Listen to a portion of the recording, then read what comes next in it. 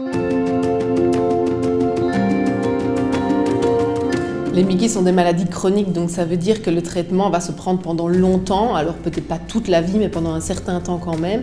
Et donc ce qui est important, c'est que le patient comprenne qu'en fait c'est un partenariat. Ça veut dire qu'entre nous, il doit y avoir une certaine relation de confiance. Donc nous, si on donne un traitement au patient, on s'attend à ce qu'il le prenne. Et en échange, si ça ne va pas pour lui, on préfère qu'il revienne vers nous pour pouvoir trouver une solution qui convient à tout le monde. Vu que les maladies inflammatoires de l'intestin sont des maladies auto-immunes, c'est logique que le traitement soit des immunosuppresseurs. Si on le prend n'importe comment, il peut y avoir un risque d'immunisation et donc que le traitement ne fonctionne plus.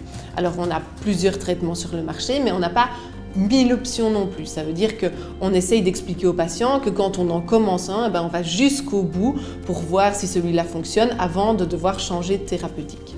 Je pense que ce qui est important, c'est que le patient comprenne vraiment comment fonctionne son traitement et pourquoi on lui donne.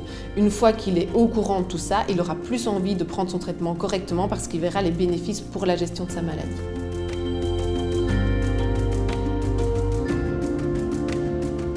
Si le patient prend des traitements tout seul à la maison, par exemple des corticoïdes, ça peut en effet être dangereux parce que ce médicament peut avoir des interactions avec d'autres médicaments qu'il prend peut-être déjà.